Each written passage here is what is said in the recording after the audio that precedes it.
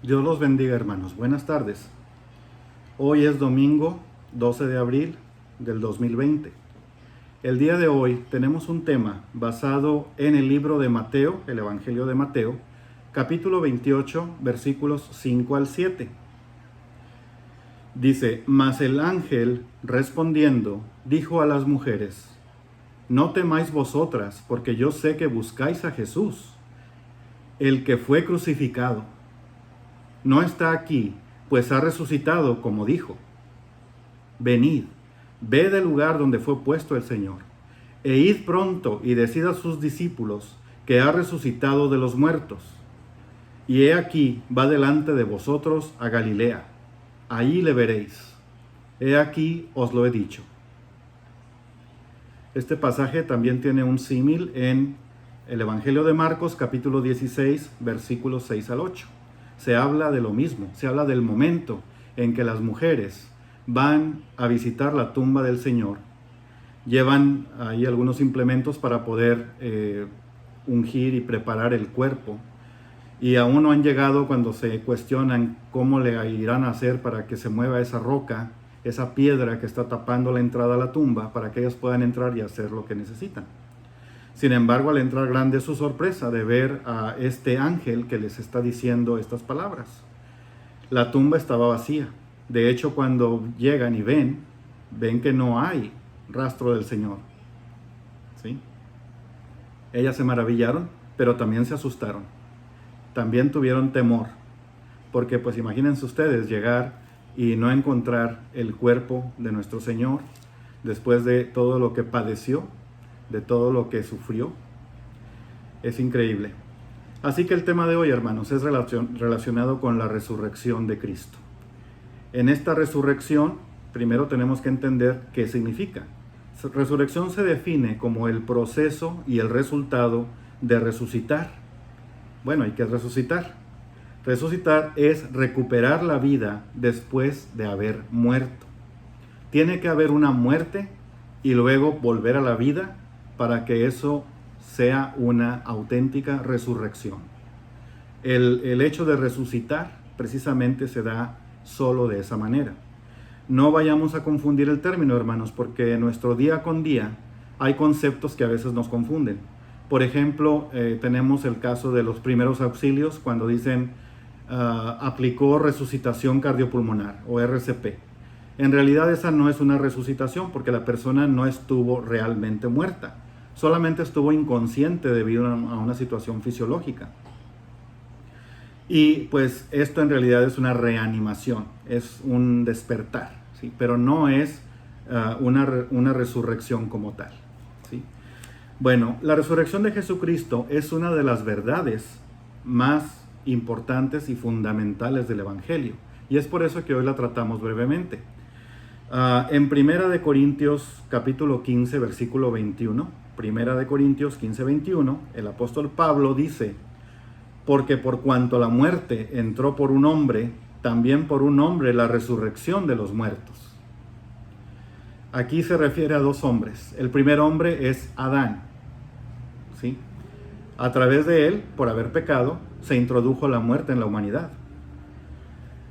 Pero también por un hombre la resurrección de los muertos. Quiere decir que el poder volver a vivir, el poder recuperar la vida, el poder adquirir la vida, viene por otro hombre.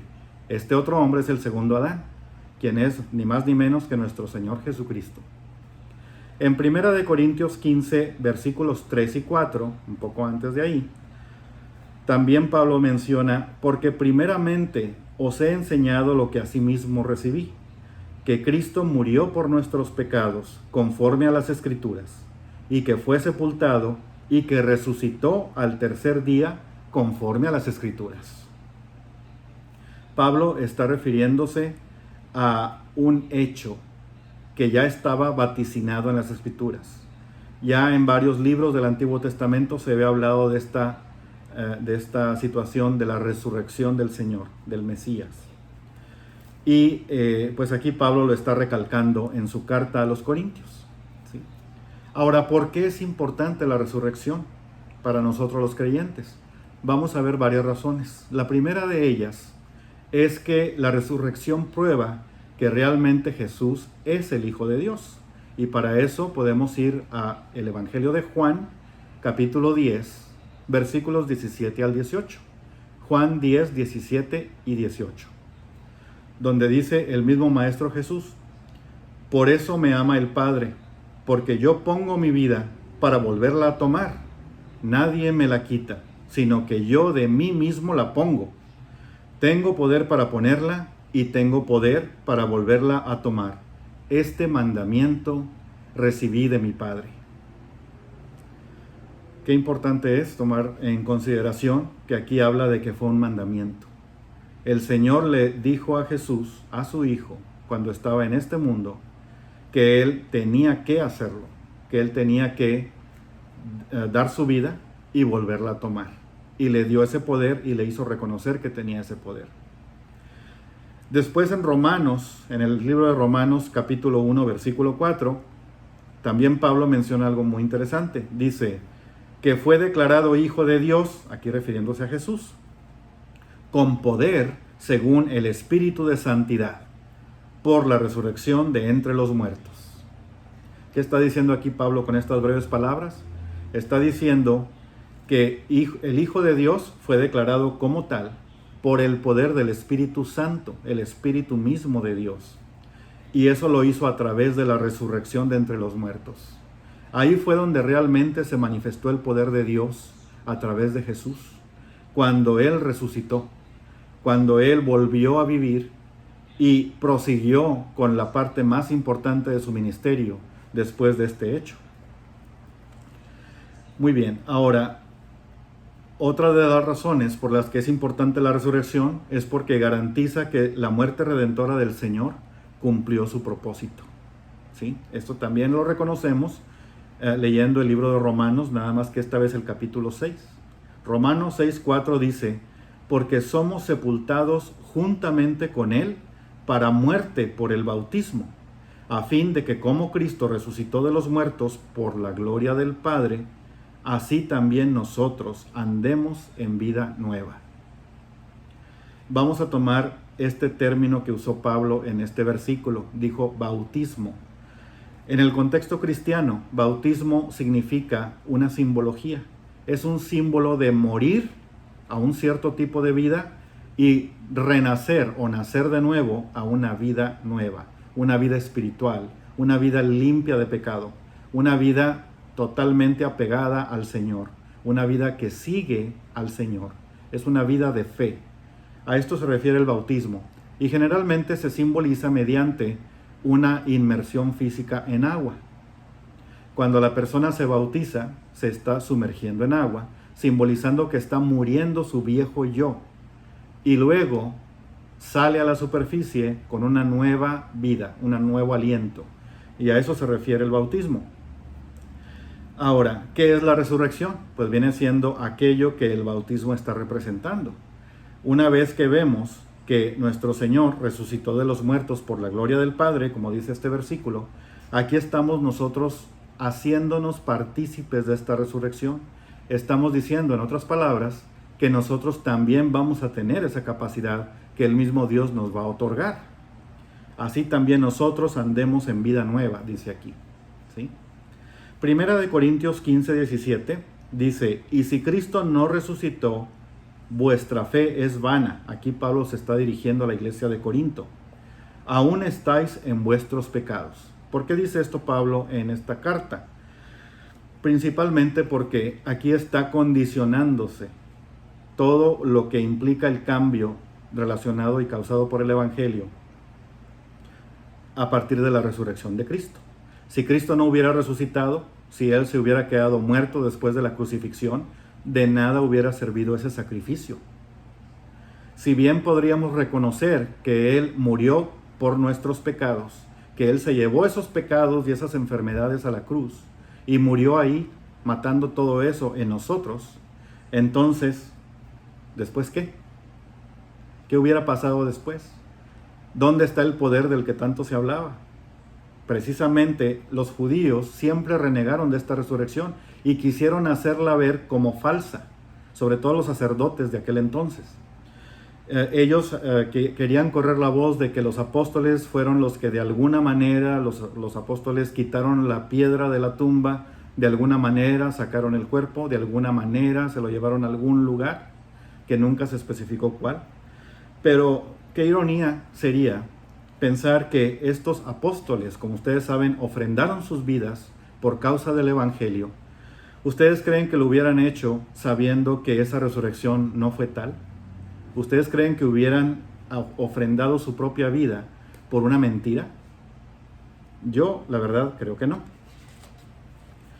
Y a esto se refiere Pablo. Esta resurrección autentifica, hace válida la potestad que en este caso Dios nos pudo dar y nos puede dar de redención para todos nuestros pecados. Otra razón es que verifica la verdad de las Escrituras. Para esto vamos a Lucas 24, capítulo 24, versículos 44 en delante. En el Evangelio de Lucas, capítulo 24, aquí es Jesús hablando en una aparición que tuvo ante ellos, después obviamente de la resurrección, y les dijo de esta manera: estas son las palabras que os hablé estando aún con vosotros. Jesús les está diciendo, esto se los había dicho antes de que me crucificaran, que era necesario que se cumpliese todo lo que está escrito de mí en la ley de Moisés, en los profetas y en los salmos. En otras palabras, la resurrección de Cristo se venía anunciando, se venía profetizando desde tiempo antes. En todo el Antiguo Testamento hay diferentes formas en las que se menciona esta necesidad de la resurrección de nuestro Mesías. Para esto voy a tomar solo una muestra, que es el Salmo 16, versículo 10. Salmo 16, versículo 10, este es un salmo de David. Dice: porque no dejarás mi alma en el Seol, ni permitirás que tu santo vea corrupción. Este versículo se puede aplicar de varias maneras. Ustedes saben que los judíos acostumbraban mucho a ponerse en el lugar de personas que eran parte de su mismo linaje, de su misma familia. Aquí se establece, número uno, que Jesús es del linaje de David. Él procedía de David. En las genealogías que se ven en los diferentes evangelios se demuestra esto de una manera contundente. Ahora, aquí David está hablando de él mismo. También puede decirse que está hablando del Mesías, de su Señor, porque en otras partes le menciona como Señor. Esta parte del Salmo 16 estamos considerándola mesiánica, porque está hablando de cuando el Señor resucita. Y además, esta parte también se puede aplicar a cualquier creyente, a cualquier persona que alaba a Dios de esta manera, que adora a Dios de esta misma manera que David lo hizo. Porque vamos a tener esa capacidad nosotros también, otorgada por gracia del Señor. Muy bien, también otra razón por la cual la resurrección es muy importante es que prueba el juicio futuro a los que hacen maldad. Muchas veces pensamos, bueno, de nada sirve, ya Jesús murió por mis pecados, ya no tengo de qué preocuparme, ya no existe el pecado, ya puedo hacer lo que yo quiera y no va a pasar nada, ya me salvé. Como quiera voy a ir a dar al cielo. Pues no te equivoques, hermano, porque puede que no sea el caso, ¿sí? Y para eso vamos a Hechos 17, 30 y 31. El libro de Hechos, capítulo 17, versículos 30 y 31. Aquí, nada más para ubicarnos en el contexto, es el apóstol Pablo hablando cuando está en una región de Grecia, le dicen el Areópago, está en un recinto, ¿sí?, donde hay muchos dioses. Y entre todos los dioses que están ahí, hay un dios que no tiene cara, que no tiene cabeza, que no tiene nada, más que una inscripción que dice al Dios desconocido. Entonces Pablo deduce que las personas que viven en aquel lugar son personas muy religiosas, porque creen en muchos dioses y se apegan mucho y son devotos de todos esos dioses. Pero él se vale de esa situación para poder decir, ese Dios que ustedes no conocen es el Dios que yo les vengo a predicar. Es el Dios único, el Dios verdadero, el Dios que perdona pecados. Y aludiendo a eso dice, pero Dios, habiendo pasado por alto los tiempos de esta ignorancia, ahora manda a los hombres en todo lugar que se arrepientan, por cuanto ha establecido un día en el cual juzgará al mundo con justicia, por aquel varón a quien designó, dando fe a todos, con haberle levantado de los muertos. Aquí está hablando Pablo de que es necesario el arrepentimiento. Les está diciendo a los griegos que vivían en esa región que tienen que arrepentirse, que ese Dios, que ellos dicen Dios desconocido, ese Dios les está ordenando que se arrepientan, que se vuelvan de esa idolatría que tenían, de esa promiscuidad, de esas situaciones totalmente alejadas de Dios, pecaminosas. Y por eso aquí habla Pablo de ignorancia. Ignorancia porque ellos no sabían, tal vez nadie les había hablado de Dios, nadie les había dado el evangelio. Sin embargo, les advierte que si no se arrepienten, de todas maneras va a venir un juicio, y este Dios del que ellos están hablando ahora va a venir a juzgarlos a todos a través de el varón a quien designó, dando fe a todos con haberle levantado de los muertos. Aquí está hablando de Jesús, que resucitó, y debido a esto tiene toda la capacidad y toda la potestad para juzgar. Otra razón, hermanos, de la resurrección, de la importancia de la resurrección, es el fundamento por el cual Cristo da el Espíritu Santo y la vida celestial a su pueblo. Y para esto me voy a referir otra vez a 1 Corintios 15, nada más que ahora el versículo 45. 1 Corintios 15, 45 dice: así también está escrito, fue hecho el primer Adán alma viviente, el postrer Adán espíritu vivificante. ¿Sí? Aquí está refiriéndose a Cristo como un espíritu que da vida, un espíritu vivificante, a eso se refiere. Vamos a corroborarlo con otro versículo, en este caso de Juan, el Evangelio de Juan capítulo 20, versículos 21 y 22. Entonces Jesús les dijo otra vez: paz a vosotros. Como me envió el Padre, así también yo os envío. Y habiendo dicho esto, sopló y les dijo: recibid el Espíritu Santo. Tengo que mencionar algo aquí, hermanos. A veces creemos que la única vez que los discípulos recibieron al Espíritu Santo fue el día de Pentecostés.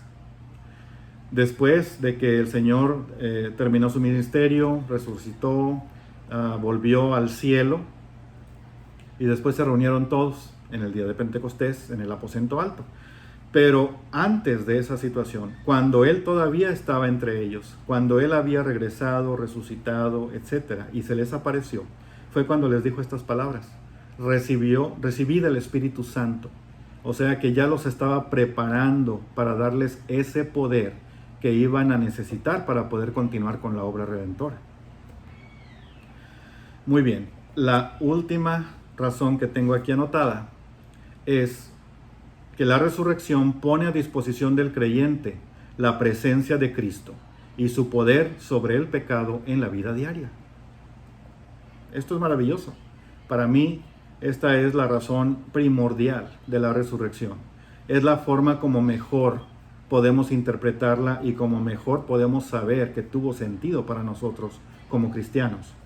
Para esto vamos por favor a Gálatas capítulo 2 versículo 20. El libro de Gálatas, o carta a los Gálatas, capítulo 2 versículo 20, dice Pablo: con Cristo estoy juntamente crucificado, y ya no vivo yo, mas Cristo vive en mí. Y lo que ahora vivo en la carne, lo vivo en la fe del Hijo de Dios, el cual me amó y se entregó a sí mismo por mí. Muchos cristianos no sabemos de memoria este versículo, pero a veces no alcanzamos a entender la profundidad que tiene. Aquí está hablando del más puro amor, de ese amor que Jesús nos prodigó, del amor de Dios que nunca va a poder separarnos de Él. Este amor tan tremendo, tan infinito, se manifiesta de esta manera. Lo que ahora vivo en la carne, lo vivo en la fe del Hijo de Dios, el cual me amó y se entregó a sí mismo por mí. Amén. Efesios 1, 18 al 20. En la carta de Efesios, carta de Pablo a los Efesios, capítulo 1, versículo 18 al 20, dice: alumbrando los ojos de vuestro entendimiento, para que sepáis cuál es la esperanza a que Él os ha llamado, y cuáles las riquezas de la gloria de su herencia en los santos, y cuál la supereminente grandeza de su poder para con nosotros, los que creemos, según la operación del poder de su fuerza, la cual operó en Cristo, resucitándole de los muertos y sentándole a su diestra en los lugares celestiales. Un poco largo el versículo, o más bien el grupo de versículos, pero aquí vamos a hacer hincapié en varias cosas. Cuando dice: ¿cuáles son las riquezas de la gloria de su herencia en los santos? Aquí se refiere a los santos, a las personas que se convierten y que tienen puesta su fe en Jesús, que tienen una intención genuina de alejarse del pecado. No significa que santos sean perfectos. Lo único que significa es que se han apartado voluntariamente para la obra del Señor. Ellos quieren seguir al Señor. Cuando habla de la supereminente grandeza de su poder para con nosotros los que creemos, esto significa que la grandeza del poder de Dios es suprema. No hay nada más arriba que ella. No hay ninguna otra fuerza más poderosa que esa eminente o supereminente grandeza del poder de Dios para con nosotros los que creemos. O sea que lo está ejerciendo en nosotros, los creyentes, según la operación del poder de su fuerza, la cual operó en Cristo. ¿Cómo operó en Cristo esta fuerza, este poder del que habla el versículo? ¿Cómo sabemos que el poder de Dios se manifestó?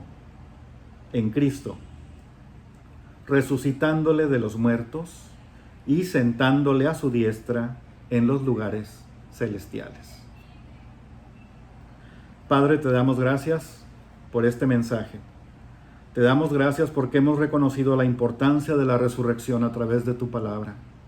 Nos has hecho entender varias de las razones por las cuales la resurrección tiene que ser un punto focal en nuestra forma de vivir el Evangelio.